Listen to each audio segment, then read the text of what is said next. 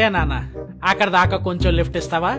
ఎవరు మీరు? ఎక్కడికి వెళ్ళాలి? ఏ నాన్న ఈ ఊరు వాడవేనా నువ్వు? మనం అందరం హిందువులు, గడప దాడితో బంధువులు. ఈ బైక్ మీద స్టిక్కర్ ఏంటన్నా? విదేశస్తుడైన చెగువేర ఫోటో మన దేశంలో ఎందుకు నాన్న? నువ్వు హిందువువేనా? చెగువేర మన దేశస్తుడు కాదు కదా నాన్న, విదేశీయుడు.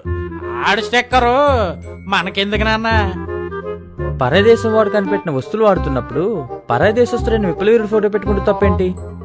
అది కాదు నాన్న, రాముడు, కృష్ణుడు, శివుడు ఎంత రిచ్, ఆ రిచ్నెస్ ఆ పరదేశం వాళ్ళకుంటుందా? కోతులతో బ్రిడ్జ్ కట్టించేశాను నాన్న. సరే, మీరు అన్నట్టు రాముడు రిచ్ అయితే, రాముడు భారతదేశానికి ఆదర్శం అయితే, భారతదేశం ఎందుకు పేదరికంలో ఉంది? ఏంటిది?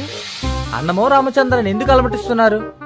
అది కాదు నాన్న, రాముడు పుట్టిన పుణ్యభూమి కదా, ఇలాంటి పుణ్యభూమిలో పుట్టడం మన భాగ్యం. జై శ్రీరామ్ అన్నా ఒక్కసారి జై శ్రీరామ్. నేనెందుకు అనాలి? మీరు ఇలా రోడ్ల మీద పడి అందరిని అడ్డగించి జై శ్రీరామ్ అని నినాదం చేయమని మతోన్మతంతో ఉగ్రవాదులా తయారయ్యారు. అది నాకు అర్థమైంది. నిజంగా మీరు రాముడు భక్తుడైతే రాముడికి అత్యంత భక్తిపరుడు ఎవరో చెప్పండి. ఆంజనేయ స్వామి. మరి అలాంటి ఆంజనేయుడు ఎప్పుడైనా మనుషులు అడ్డగించి జై శ్రీరామ్ అనమన్నాడా? ఆంజనేయ కంటే గొప్ప వాళ్ళ మీరు.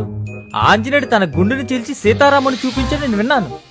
మీరు నిజంగా అంత భక్తిపరుడైతే నీ గుండెని చీల్చి నీ రాముని చూపించు. ఏం దాస్ గారు సౌండ్ లేదు? అది కాదు నాన్న, గీతలో శ్రీకృష్ణుడు ఏం చెప్పాడో తెలుసా? 100 మంది పిల్లలు కనమన్నాడా ఏంటి?